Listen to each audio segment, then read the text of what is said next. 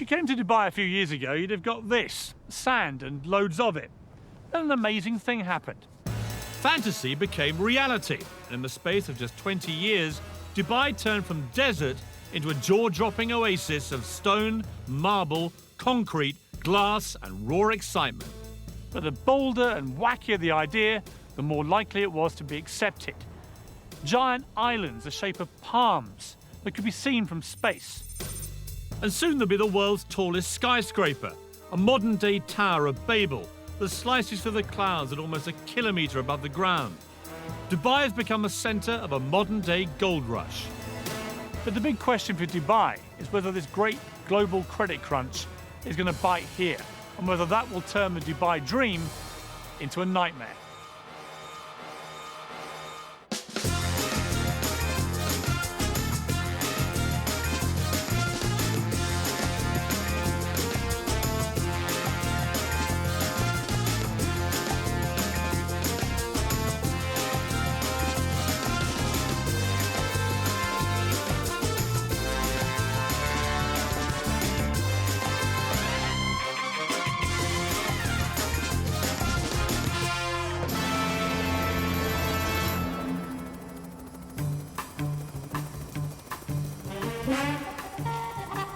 Dubai is one of the 7 states that make up the United Arab Emirates, under the rule of Sheikh Mohammed bin Rashid Al Maktoum. Its reputation as a tax-free haven and land of opportunity has attracted 120,000 Brits, all chasing the Dubai dream. You have both completely lost your marbles. I mean, you have paid $50 million for a load of sand. A dream where your position in society can be elevated overnight and vast riches are there for the taking. It's quite a journey from a secretary on an officer estate to this, flogging £17 million apartments in Dubai. In a country where Sharia-based law is dished out on crop-top wearing partygoers, what's it really like to live here? And mixing with the locals, I talk tactics with the man that bought Man City. There's the Burj Al Arab. And what about the world's financial meltdown? Are they feeling the heat? You say credit crunch, people will say, whoa, whoa, there's no credit crunch in Dubai. It's not coming, it's here. But lurking in the background, behind all of this, is the fact that in just 10 years' time, Dubai's oil will run out. The race is on. If you'd invested in property out here over the past 6 years, I'd give your financial advisor a raise, because you'll easily have trebled your money. But it wasn't for the faint-hearted. 4 miles out to sea is probably the craziest property investment on the planet. For sale, 300 islands that, seen from above, replicate the countries of the world. This is absolutely ridiculous. I've heard about this place, I've seen the pictures, I know all the facts. Until you actually come out here like this and experience it for yourself, you have no idea of the sheer scale of it. 320 million cubic metres of redistributed seabed later, Dubai has not just put itself on the map, but put the map on itself. I'm heading for Britain. Gentlemen, permission to come ashore. Permission granted. Thank you very much. Welcome aboard. Nice to Chris. see you. Welcome to the United Kingdom. Well, thank you very much. Let's head over to London, shall Why we? not? Ex-Londoners Safi Qurashi and Mustafa Nagri moved to Dubai 4 years ago. Between them, they've just bought England. Dare I ask how much you've paid for it? Topping over $50 million. You have both completely lost your marbles. I mean, you have paid $50 million for a load of sand. Yeah, it's one view. Tell me some of the stuff What you're are we going to do here? The idea very much is to have some luxury accommodation where you can bring your boat, park it right outside your villa, swimming pools, spas. How many are we talking about? You're talking in and around the 100 mark. Right. 100 villas over here. So you're living in your own private villa, surrounded by, you know, absolutely amazing shorelines, beaches. I mean, you and say views. that, but you're actually surrounded by the French over there and Well- the Germans over there. I mean, they are worryingly close, aren't they? You know, they have got closer, but luckily there's still a bit of sea between us. I'm imagining now these luxury villas here, and even if they went just for $5 million each, I've just worked out you'll make a profit of $450 million, But you have forgotten the cost of construction. which is... We're still working on that one. Yeah, You're still making what I think they call in Balham a nice little earner, aren't you? well, Yeah, Yeah, I guess you could say we might be. I mean, that's a great story. Absolutely. Ballon boy buys Britain. Yeah, it's not bad, is it? Safi is a perfect example of a Dubai dream. 4 years ago, he arrived here skint, having lost everything in a failed internet firm. Now, thanks to a series of shrewd property deals, he's the King of England and looking to invade France. But how did this little-known desert outpost become such a magnet for investors and those in search of a better life in the sun? Dubai has done an incredibly good job at marketing itself, largely through what at the outset appear to be utterly ludicrous projects. Think Dubai and you think glamour, wealth, and a rich hedonistic playground. Hardly surprising then that back in Britain, wrapped under red tape, and trapped under the dark grey skies, so many downtrodden wannabes think this place is utterly irresistible. Although Dubai is twice the size of London, the main action takes place in a frenzied 20-mile strip along the coast.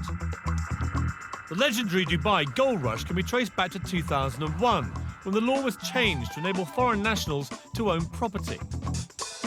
It coincided with the launch of the most famous of Dubai's artificial island projects, the Palm Jumeirah, which, because it's connected to the mainland, lured investors by the truckload. And my first impression is it's massively bigger than it seems from the sky. Apparently 4,000 properties were sold in the first 72 hours of the project being announced, before a brick had been laid. The weirdest thing about Palm Island is that 5 years ago, I'd have drowned by now because this was all water. Nothing quite prepares you for the sheer scale of their ideas. Palm Jumeirah is so huge, its central trunk supports 2 6-lane motorways. At the tip, 3 miles out, sits Dubai's latest 5-star hotel, the Atlantis, complete with an underwater lost city in a fish tank. The Beckhams acquired a place here, and Ashley Cole and Michael Owen followed suit, creating a Middle Eastern wag-su-mare. It may look like Brookside on the beach, but having a Palmer dress is the ultimate status symbol. And living the dream on Frond D is Neil Petch. Neil came out here 14 years ago and now publishes the Dubai version of GQ magazine. Judging by his cars, a Bentley, a vintage Jaguar and a Ferrari, life is good. Okay, here we are, ladies. Throw in a Russian model wife and her glamorous friends, and I'd say Palm living is very good. How much have these properties been going up by in value? Well, about 4 villas on either side of me. No one lives there. People had them as an investment, and they're going up at such a rate that they don't actually need to rent it. I wish I were in that position. I mean, if you bought that one at the start, for example, what would you have paid? Well, that was probably about £700,000, 2.6 million dirhams in our currency. And what would it be worth now? 15, something like that. So around 6 times what you paid for it. Exactly. So it's been an amazing investment for people. Yeah, it makes you question your own job when you're earning a lot less than your house is doing by sitting there. And is there, like, in any development like this, is there a bit of, keeping up with the Joneses? Absolutely. I mean, I've had to upgrade my barbecue several times. Dubai has learnt a very British lesson. We do like to be beside the seaside. Waterfront property commands a premium, and building out into the sea will add 300 miles to their coastline. But when we struggle to build something as simple as a Millennium Bridge, how do you create an entire city in just 20 years? I have some days when I say, this is crazy. I want to go to New Zealand. I want to live in a farm, And when you built it, how do you make sure the rich come flocking? This is ridiculous. I mean, how many towels are there? Why would you need 100 towels? And at the world's only 7-star hotel, I sampled the Dubai dream for myself.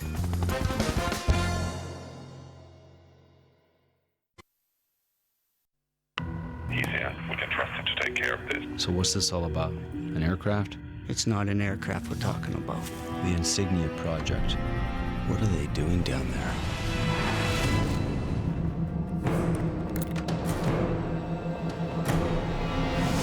It's not like other cars. It's as if it can see. It reads road signs. How's that possible? I don't know what kind of technology they're using. They can adapt to impossible conditions. What else can it do? Discover Vauxhall insignia. The HSBC Plus account is all about service, getting things just the way you like them. An account that includes roadside breakdown assistance, people you can call on 24/7, and of course, special rates. What's more, you'll find an introductory offer if you apply now. Upgrade to HSBC Plus. I've been on at you for ages to do this. Mum's been on at you to do it. Whoa. What's the rush? Yeah, you're pushing it all onto me. So why's my fault? Hang on. Nearly all TVs can be converted to digital, so you don't need to throw away your television. Right, back happening. You are joking.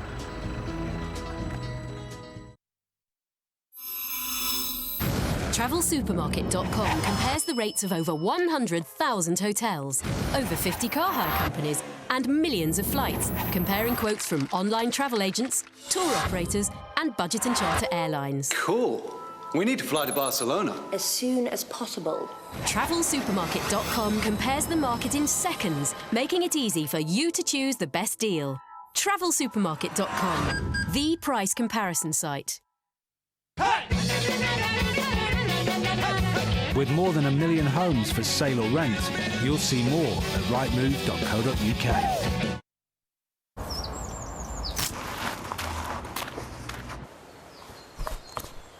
After what your hands go through every day, don't you think they need just a little more glamour? Fairy Cleaning Care Aloe Vera and Cucumber helps look after your hands while you do the washing up. That's why glamour readers recommend Fairy Cleaning Care. Sink into Fairy. Had a prang. Car off the road? Hey, no worries. In just 2 hours, More Than Car Insurance could get you a free courtesy car till yours gets fixed. In the words of Lionel Richie, it's easy peasy, Lionel Squeezy. February the 5th is the end. February the 5th is the end. February the 5th is the end of the B&Q sale. There's up to 2 years interest-free credit, on top of all half-price kitchen units, bathrooms and installation. February the 5th is the end of the B&Q sale. Let's do it. Let's B&Q it. Yeah, I believe the man who killed your lady was copying Jack the Ripper. I thought Jack the Ripper had a black bag, a top hat, and walked through smog. We have a copycat. Congratulations, you were right. So all you got to do now is solve the unsolvable and catch the most famous serial killer that ever lived. Whitechapel starts Monday at 9, ITV1.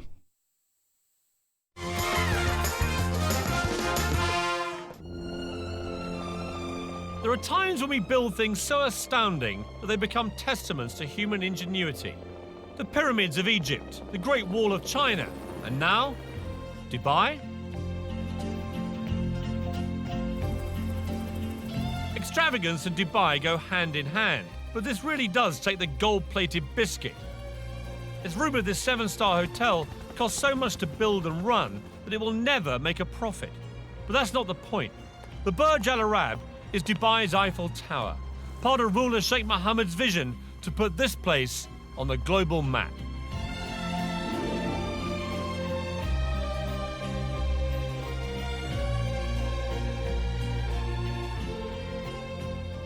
The best rooms here will set you back 12 grand a night and come complete with one of the hotel's 16 white Rolls Royces and your own personal manservant.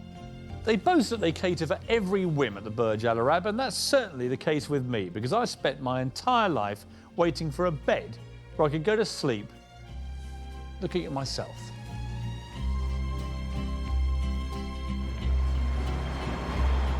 I'm here to meet builder Eddie Mitchell, who I last met at the height of the UK's property boom in Sandbanks, Dorset. Eddie was creating futuristic properties inspired by this hotel. He's been coming here on business for 5 years and is now a gold star guest, affording him extra special treatment.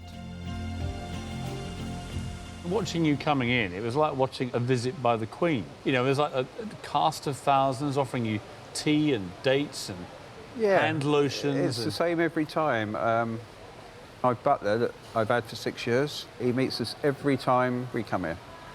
Whatever time of day, he's at the door. It's like coming home.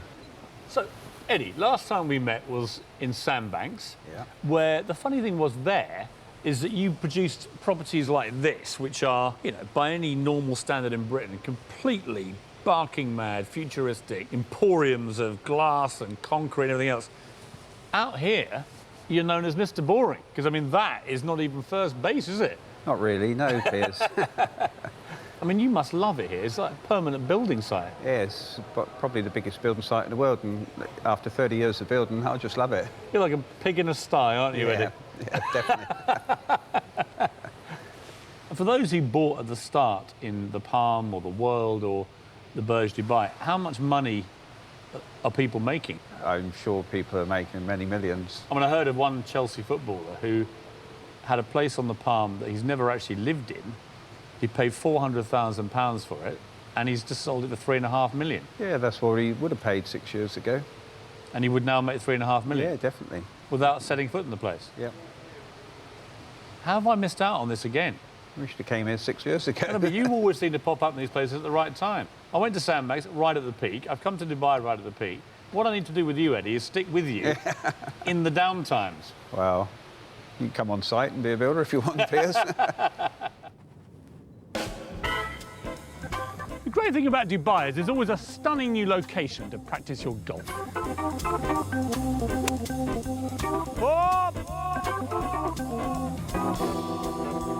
But you wouldn't have thought you could practice your skiing as well. This is Ski Dubai. It's 45 degrees centigrade out there, and in here, -4. In fact, it's absolutely bloody freezing. The thing about Dubai is that the crazier the idea, the more likely it is to be accepted. There are many extraordinary feats of construction underway in Dubai at the moment. A few more remarkable than this. It's going to be the biggest theme park in the world. It's going to be 107 square miles. Or to give you some idea of perspective, bigger than Birmingham. But even more extraordinary is the fact that they boasted that the catchily named Dubai land would be finished into 7 years. Achieve that in the current economic climate, and I'll eat my sunglasses. This is a model of what the theme park will look like, and quite frankly, it's one of the most breathtaking things I've seen in my entire life. There are going to be life-size replicas of the Taj Mahal, the Eiffel Tower, the Egyptian pyramids, even Big Ben and the Houses of Parliament. There's a Las Vegas-style strip, only it's 4 times as big as Vegas. There's only one word for this: bonkers. But in Dubai, biggest is best. This humongous fish tank is built inside the world's biggest shopping centre, next to, yes, you're way ahead of me, the world's biggest building. I've been to lots of tall places in my life. The Empire State Building, Eiffel Tower. I worked at Canary Wharf for 10 years. But I've never, ever seen anything quite like this. The Burj Dubai is already 720 metres tall, making it the highest building in the world. But the really scary thing is it's still growing. Probably the most unnecessary sign of all time. Please don't lean on the doors.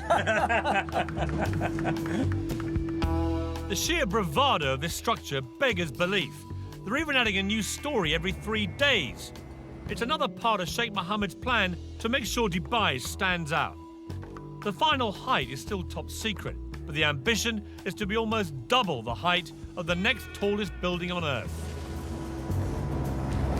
The Earth's vanishing. I've never been this high in my life anywhere. Mr. Ali Alabar, the 5th most powerful man in Dubai, is chairman of Emaar, the government-backed construction company building the tower.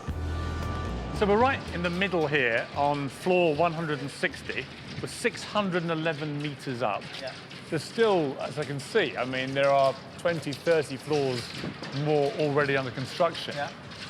Does it wobble, this? I mean, does it move around? No, it doesn't move much. Do you know how far? I think if it moves maximum, probably move this much. Who's going to be here? I mean, who will be on these floors? I think indeed these are office floors. People have bought private apartments here too, right? Correct, yes. What was the most expensive one, do you know? A whole floor could probably cost you about $45 million, a whole floor. Oh, bargain. Yeah, it's a bargain compared to London prices, of course. You know Sheikh Mohammed better than many people. How would you describe him? I've been with him 15 years, and there are times when his energy is so unbelievable. This building here, the first time we've designed it was 90-story, and the meeting was 1 minute. And His Highness said, no. I said, okay. So I did, I think, about 120. He said, no. So I just brought a chart of all the tall buildings in the world, and I put in this building. And he said, okay, how much taller than the tallest? I said, well, we're about 40% taller. He said, good, you go.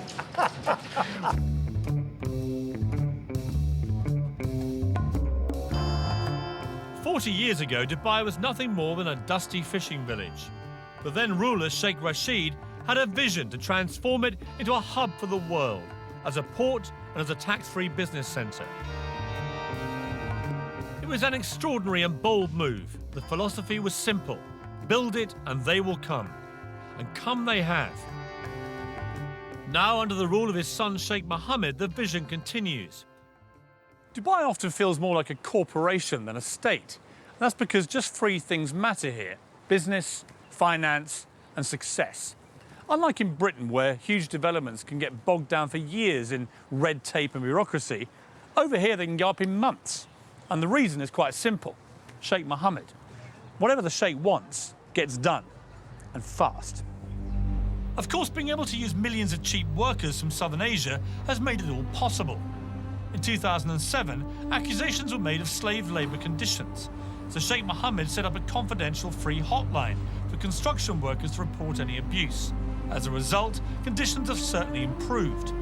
But each year, UAE workers send home an estimated £4 billion in wages, so a recession in Dubai would have serious global implications. But trying to get anyone to actually talk about the possibility of economic downturn here in Dubai was like trying to get blood out of a stone. I turned to Michel Canu, a billionaire businessman from the 9th richest Arab family in the world. Are you totally sold into this vision, or are there going to be problems, do you think? Well, now there's going to be a lot of economic upheaval globally, and it's going to come and affect us. See, no one mentions that here. I know. You say credit crunch, people say, whoa, there's no credit crunch in Dubai. In the Arabic culture, to say something, if you say it out loud, there's a perception that it'll happen. So we don't even call cancer cancer, we call it the disease that can't be mentioned. It's the same mentality. Is there a credit crunch coming in Dubai? It's not coming, it's here. It already exists. Now, for people to come and say, you know, this is the end and death of this area, it's not going to be the death of this area. What's going to be is a natural timeout, if you want, allow things to come back to its normal position and then move forward. Dubai, I think, is a good place to be if you're looking at 15, 20 years down the road. Because if you're looking at 2 years down the road, God knows what's going to happen in the next 2 years in terms of global finance. During the boom times, Dubai was the hottest property market in the world. The carrot that had expats scurrying here faster than a bleached blonde to a footballer. Helen Tatum is typical of those that came chasing the Dubai dream. She landed here 4 years ago and owns Dubai Luxury Homes, one of the most successful estate agents in town. Today, she's showing me a flat aimed very much at the not-so-poor. Amazing views, vast amount of room. I mean, how big is this? It's 13,400 square feet. The master suite takes at least a third of the apartment. So it's all about the bedrooms out here, is it? Exactly. And what would it cost if you wanted to buy this? £17 million. Wow. Who would buy a place like this? I mean, who's living in this block? Yeah, I mean, discretion is the word, but I mean, we've got sporting personalities, we've got presidents of countries. At 15 times the size of the average house in the UK, who said size doesn't matter? I mean, it's just humongous. Yeah. This is not even... apartment is too loose a word. Well, this is... Hello! I mean, it echoes. I mean, it's unbelievable. I mean, look at it. It's not a kitchen, it's a restaurant. That's the children's bedroom. Of course it is. How silly of me. Here's the bathroom. This is the bathroom. I mean, this they is... take a lot of care over the bathroom. This is ridiculous. I mean, how many towels are there? There must be 100 towels in here. Why would you need 100 towels? I mean, it is just opulence on an almost regal scale, isn't it? It is. It's a staggering apartment. Perfect for your average multi-millionaire. It's a great view. Amazing view. But maybe not so good for a billionaire. Which is why the next phase will have its own heliport on the roof. That is going to be just going for a higher level altogether. That's going for your billionaires rather than just the millionaires. And it's going to have its own helipad, and you know, they're working on their own immigration so that you can just jet in and... Well, literally, so some Russian oligarch just lands on the roof, and out come immigration officials. Right. Yeah, incredible. What's a nice girl like you doing, flogging £17 million apartments in Dubai? I don't know, it just happened 4 years ago. Set up my own real estate company, and... What were you doing back in Britain? I worked on the country estate in Oxfordshire. Doing what? As the estate secretary. You're a secretary? Estate secretary. Estate secretary, sorry, I don't want to diminish your role, but I mean, it's quite a journey from a secretary on an Oxfordshire estate to this. Yeah. And you're now glimmering in diamonds and Rolexes and stuff. So life's been good for you, right, Helen? It has. Thank you. And that's not the half of it. Helen now has her own polo team with 8 Argentinian ponies and a full-time professional trainer. It certainly beats typing. Friday is polo day here at Arabian Ranches. It's a bit of a fixture of the expat community, a chance to revel in the good life whilst catching a chukker and slithering up the social ladder. Becky from Bingley, West Yorkshire. Yeah. And here you are at polo. Yeah, I'm at the polo. Bingley girls are not really used to doing this sort of thing, are you? Let's be honest. No. I came over here and I launched a magazine for another company, and I've just launched this magazine, and I'm 28 years old and I would not get that in the UK. You've done badly for a girl from Bingley, have you? It's all right. Quite happy.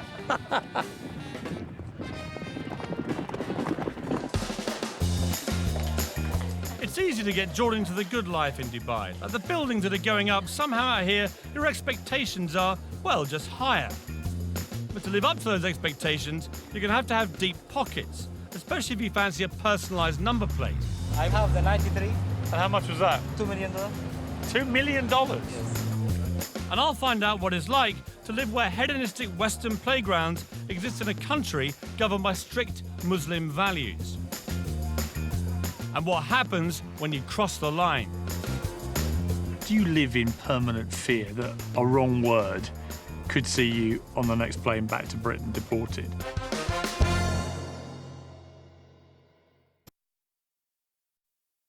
Because of geography.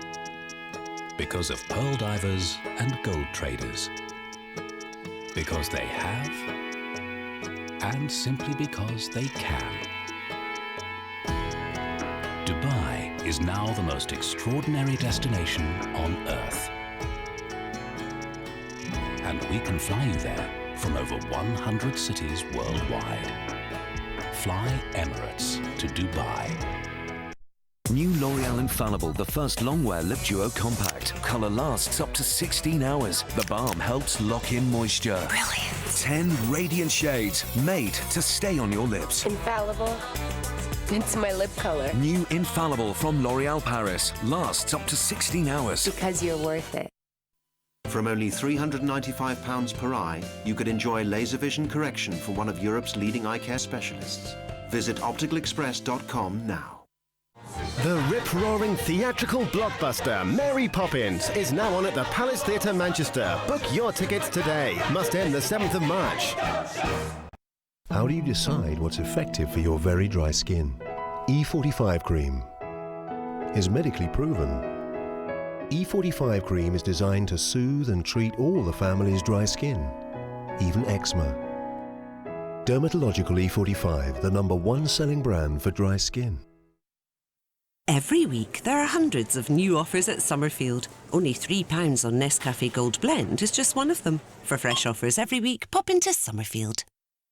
Meet the Dylans. They needed a new sofa and the DFS sale was on. I want leather, said Grandad. I want fabric and leather, said Gran. Red, said Sam. Flowers, said Susie.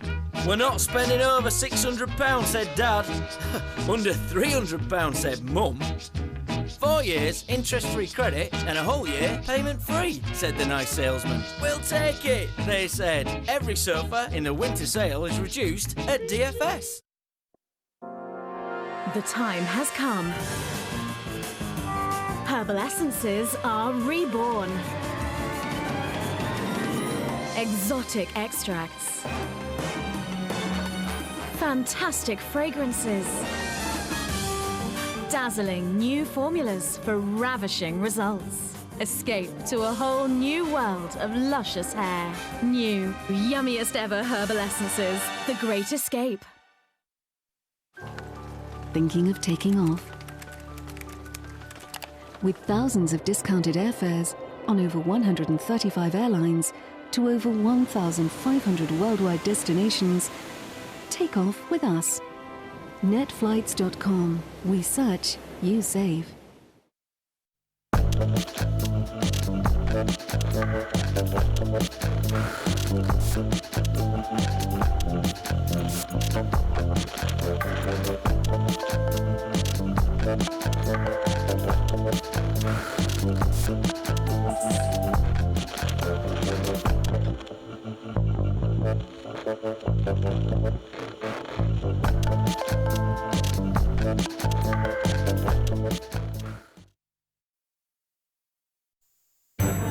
Meet Ned. With a single touch, he can raise the dead. Saving his childhood sweetheart Chuck from a watery grave, they fall in love but can never touch, for the slightest contact would result in instant death. Between murders, resurrections, lies and love, they manage to run a pie shop. Brand new Pushing Daisies, Friday at 10, ITV1.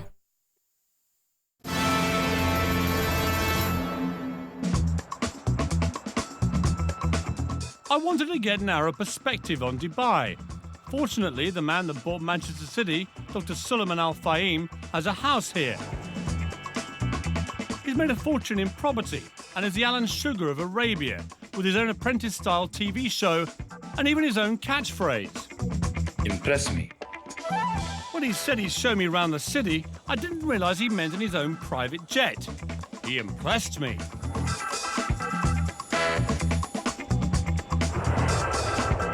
It's incredible to think about only 30 years ago, most of that would have been desert, right? 20 years ago, this part of Dubai was desert. There's the Burj Al Arab. It's become the symbol of Dubai. I mean, how much of this is ego? And are you all quite, competitive people? Is it like, you've built the biggest tower, I'm going to go and build a bigger one? It's not about the ego, it's about to show the capability. We want to show our royal family that we can do it. And what they're looking for is to build something unique, something extraordinary, and with this kind of development, we attract foreigners. I mean, how much money is there down there now, would you guess? The last number announced recently was around $300 billion. 300 billion US dollars, just swimming around below us. I was told your very first major project here, you made 150 million US dollars on that deal, is that right? Yeah, that's right. And you cleaned up. I mean, you made 150 million bucks. The good thing, once I came with... You're allowed to smile when I say that figure, by the way. I know to you it's not much money. To me, I mean, this is like unbelievable. What's it like being a billionaire? You look like you have a lot of fun. You're always smiling. Yeah, you really enjoy it. For us, we don't really enjoy with money and cash. We really enjoy with family. It's about more cultural friendship between the family relationship and the friend relationship. Now that's a family I'd like to get into. I wonder if he has any single female relatives.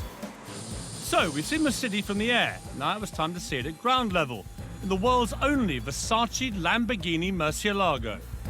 Dr. Suleiman paid $600,000 more than the standard car for this designer model to ensure he cuts a dash on Dubai's highways. The big thing in Dubai is about number plates, isn't it? Yeah, number plates is very important. Your one is 737. Is that a valuable one? Yes. But the 2 digits is more important. I have the 93. 93? I bought because that's the year of graduation of my wife. And how much was that? Today it's worth $2 million. $2 million? Yes. For 93? Somebody would pay you $2 million for that? Amazing. Thank goodness his wife didn't graduate in '83. Even he might have struggled to pay for that one. With such mind-boggling spending power on tap, it'll come as no surprise that all pockets are catered for. Shopping here at one of Dubai's super malls is a bit like being back at home, to be honest. Harvey Nicks behind me, a Lacoste over there, Starbucks, Zara. The only difference here is you've always got to look out for that unexpected visit by the billionaire Arab sheikh. So, how about a mobile phone? What do they cost? It will be 110. £110? Yes, £1,000. £110,000, I see. And this one? This is £100,000. Oh, okay, so that's a bit more of a bargain. Yes. So do you actually sell these phones? Yes. A few weeks ago, the one sheikh chose 4 telephones. So an Arab sheikh came past your shop and bought 4 of these? Yes. For £500,000? Yes. Blimey, what on earth do you do when you want an upgrade?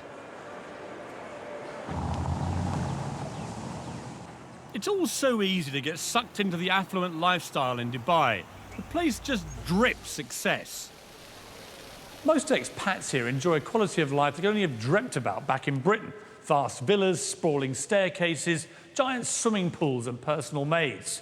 They spend their days enjoying the leisure at 5-star hotels like this, and their nights at parties covered by the society pages of Hello magazine.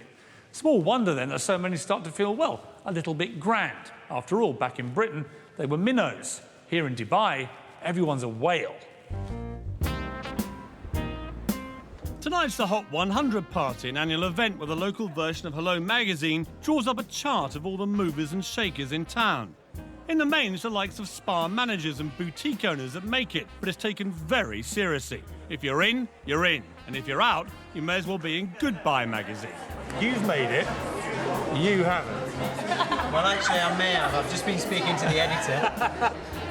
There's this whole sort of strata zone that you get into when you get into the Hot 100. I mean, it's quite cool to be considered like hot. And apparently none hotter than yours truly.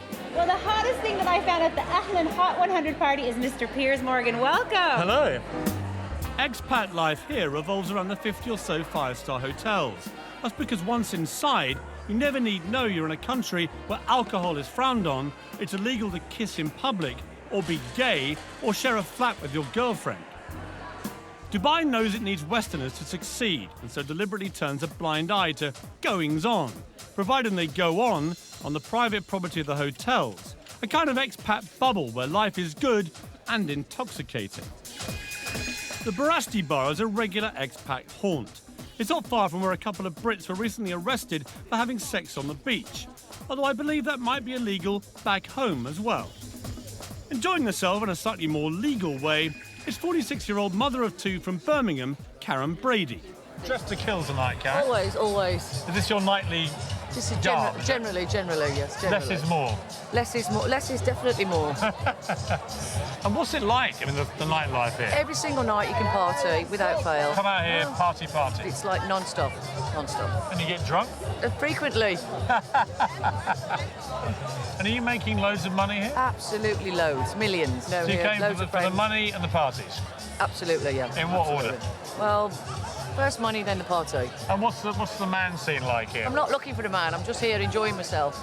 I've been married all my life and I'm not doing that anymore. But you go on dates here and stuff? Sometimes, yeah, I do, yeah. I like to have dinner with intellectual men, but I generally don't fancy them. Right. Well, we should go for dinner then.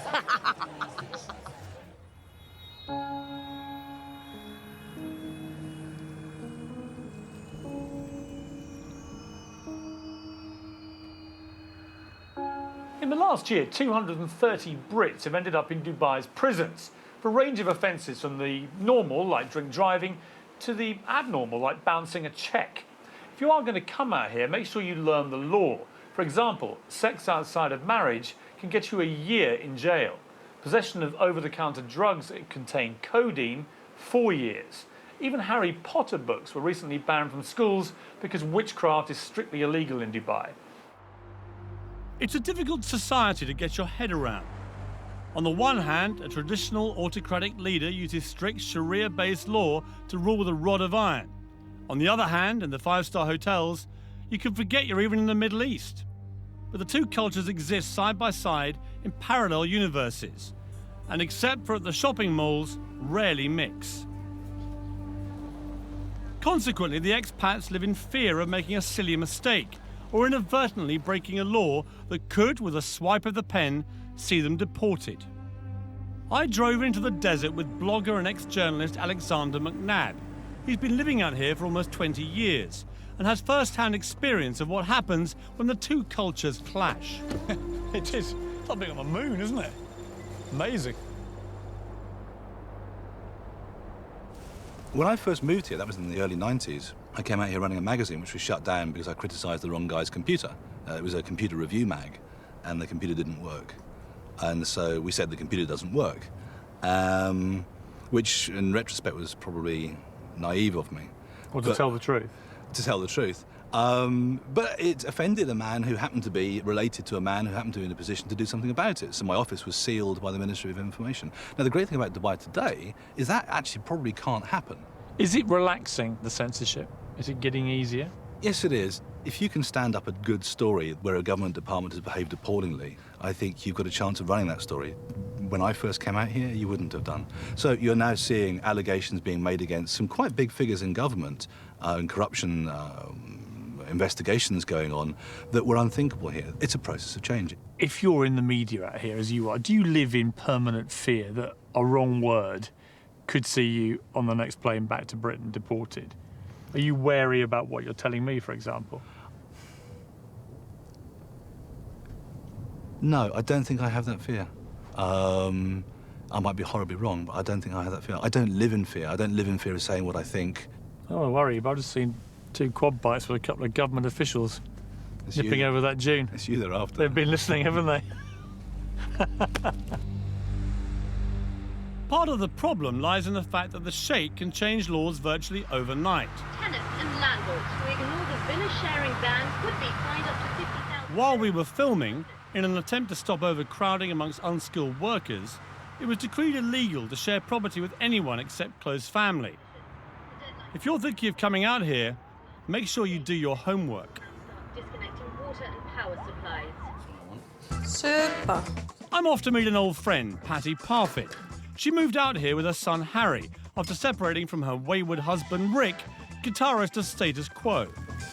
She'd been out here on holiday and thought Dubai would be the ideal place to change the status quo and mend a broken heart. A year on, however, and the Dubai dream is turning sour. Patty, hello. how are you? Hello, I'm good, thank you, How darling. lovely to see you. And you, how are you? The last time I saw you was on a Status Quo tour bus. We don't talk about that. Welcome to my home. So this is your lovely piece of Dubai paradise. This is Very nice. this is our little hacienda. So this is the lounge. Yeah. This 4-bedroomed house is typical of the expat family lifestyle out here. Inside landscape gated communities and miles from anywhere. So this is the kitchen. Mm-hmm. Thankfully for the neighbours, it's detached. So, Paddy, you're in a very nice place here, but it's half an hour inland. What would you pay here for your rent? What do you... Oh, you're going to die. £32,000 for the year. And you have to pay Wow. up front in Dubai. So you had to write a cheque for £32,000? Yeah. Yeah. For a year's rent in advance? Yeah. See, that strikes me as pretty expensive. It is. I mean, it's ridiculous So rent. your rental is up for renewal. What are you going to do? I'm taking it for 6 months, and then I just see how I go there. And what are they going to charge you for that? £27,000. What? In 1 year, they've nearly doubled it? Yeah. So, be warned, if your employer's not subsidising your rent, you'll be in for a nasty shock. It's terribly expensive in Dubai. It If you get this really idea of it is. as this wonderful tax-free haven, Yeah. everything's dirt cheap, so it's not really like that. No, and, you know, I don't want to spoil anybody's holiday or dream to move to Dubai, but you really got to look at it, because it's not all what it's cracked up to be. People who are watching this are going to be thinking, I quite fancy coming to Dubai. Yeah. And yet you seem to have fallen slightly out of love with the dream. Yes, I have, haven't I? Oh, God, where do I go now? I do miss my friends. I do miss my family. And it is difficult to meet people over here because everybody's basically, it's family. And when I go out, I am a threat. I bet you are. How old are you? 57. I mean, that is amazing. Yeah. Recently divorced. To a rock star. Blonde bombshell. Used to be with a rock star. You are public enemy #1 to these women. Fantastic. That's rock and roll. So what does the future hold for Dubai? I'll be looking at the changing face of society here as it opens its doors wider to Western values. Could their secret defence against the credit crunch come down to a few familiar faces? Try some of these. God, that's disgusting. And just how much are they prepared to spend to make sure Dubai does become the greatest city in the world? Eyelid will be getting millions. Multi-millions. Multi-millions.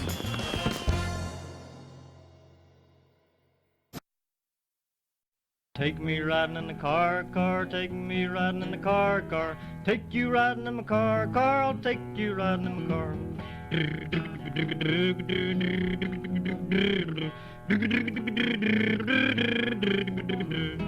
Click, clank, open up a door, girls. Click, clank, open up a door, boys. Front seat, back seat, boys and girls. Take you riding in my car.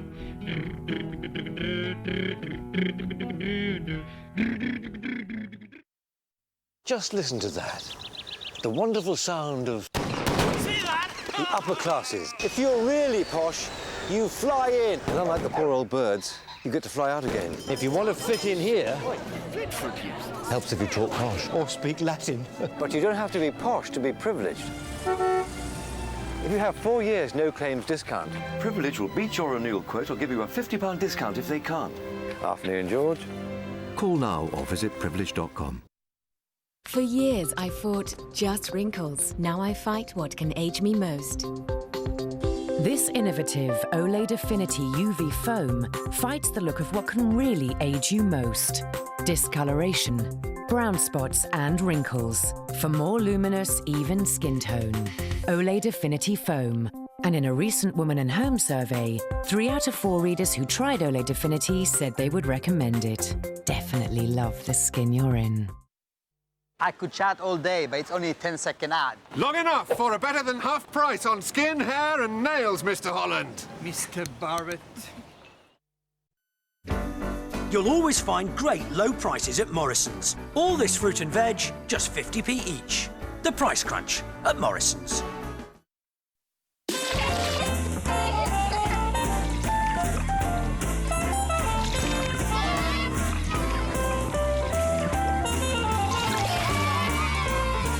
Fixident, the adhesive for a secure hold and fit.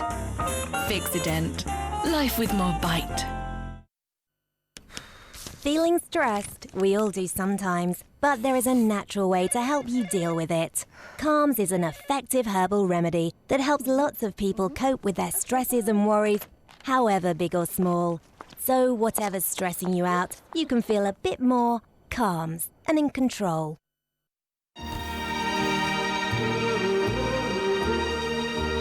Welcome to my world.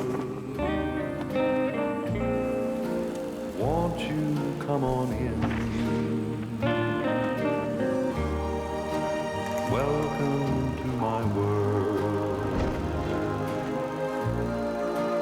Built with you in mind. Thompson Holidays, built with you in mind.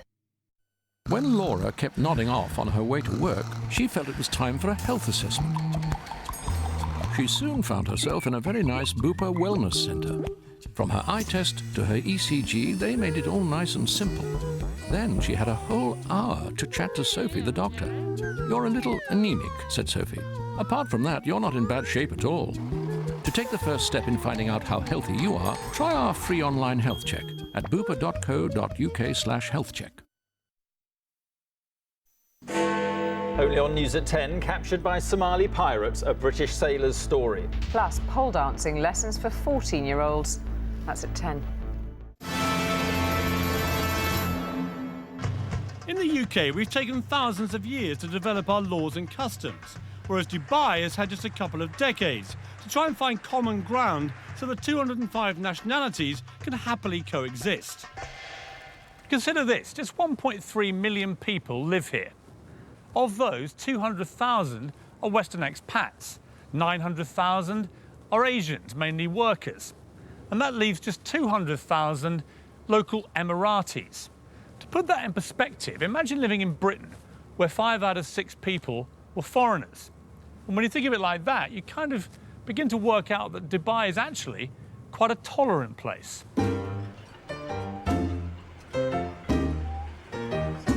It's a sign of Dubai's willingness to welcome foreigners into its midst, to keep moving forward.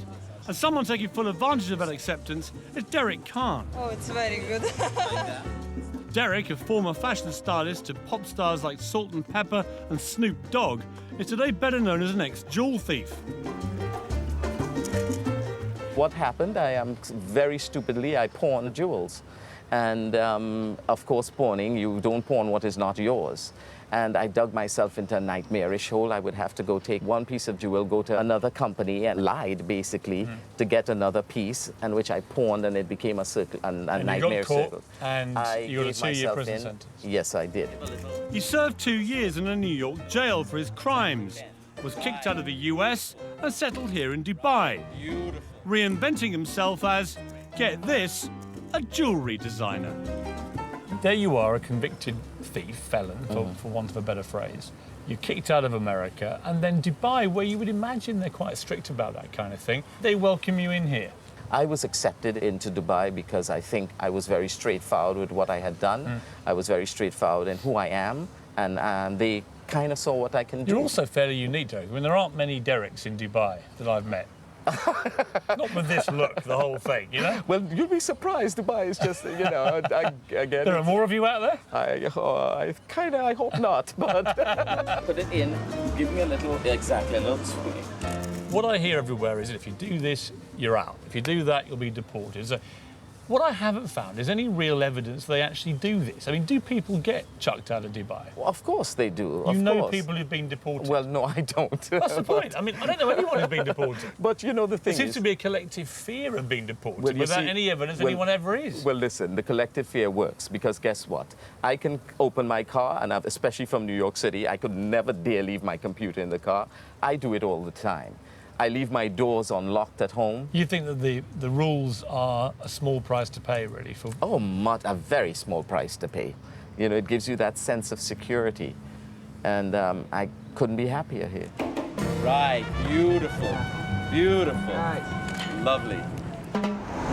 If Dubai is going to succeed, now more than ever it needs people. It has to be seen as the in place, somewhere you can't afford not to be. So when Dubai can't build it, Dubai buys it, spending millions on celebrity names and, crucially, brands. Gary Rose is the latest big name lured into town. He'll be in good company. Gordon Ramsay and Marco Pierre White are already here and raking it in. Gary, how are you? Very good, thank you. Nice to see you. Very good. You too. You came just at the right time. Try some of these. That is a little salmon fish cake with a lemon hollandaise. God, that's disgusting. I don't even laugh. I mean, it's actually delicious, but just to see what your face is like, it's delicious. Tell me, Gary, you've flown all the way to Dubai, and you've flown all the food out here as well. Oh, yes. Why don't you just stay in England? Oh, yes. What? Well, it's 36 degrees outside and it's snowing in the UK. Where would you choose? You know, I just thought, no, you know, I want to spread the word about British cooking. But be honest, Gary, would you be out here if there wasn't a whacking great big Arabic check in it? I mean, I know a lot of chefs, right? You all like your money. Hang on, where's that contract of mine? Yeah, no, it's not a question of that, is it? I mean, that's always... Isn't it, though? Because, I mean, I know a lot of brand names like you. You're such high commodities out here that they will pay whatever it takes to get you. Well, I think, you know, if I start cooking for money rather than cooking for what I really believe in, I'd rather give it up. So there you have it, the definitive answer, with hollandaise sauce. Mark, how are you? Hello, Piers, how are you? Good to see you again. And up on the 44th floor, another bought-in brand name. Mark Fuller will be opening a version of London's Embassy Club here next year. No offence to you, Mark, but you and Gary Rhodes are not exactly, you know, the Beckhams.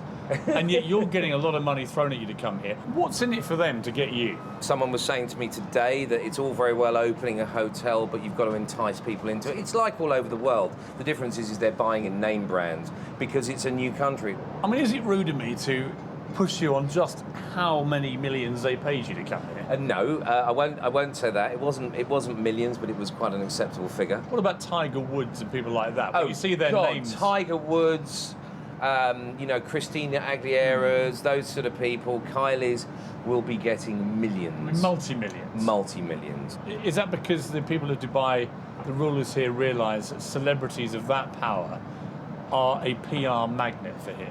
I think without a doubt. In the end, this was a piece of desert. This was a piece of sand. They've built a city out of nothing. How do you attract everybody? They want to be number one. They don't want to be number two, number three, number four. They want to be Miami. They want to beat Miami. They want to be New York. They want to beat New York, you know. So the only answer is bring it in. Kylie comes, Beyonce comes. I mean, even Iron Maiden have played here. It is almost surreal here. It's the land of make-believe. It certainly is, more like the land of unbelievable, because as the world is rocked to the core by the credit crunch, Dubai rocked to the sound of Kylie at the world's most expensive party. The Atlantis Hotel was launched with a massive £7 million extravaganza.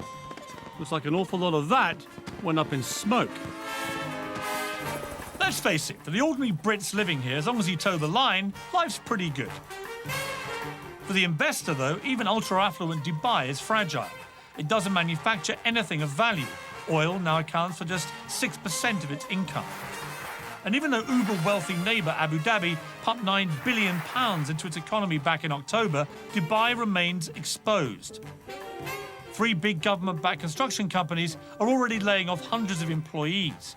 Dubai relies on foreign investors to make it work, and without them, Dubai's dream of becoming the greatest city on earth may have to wait.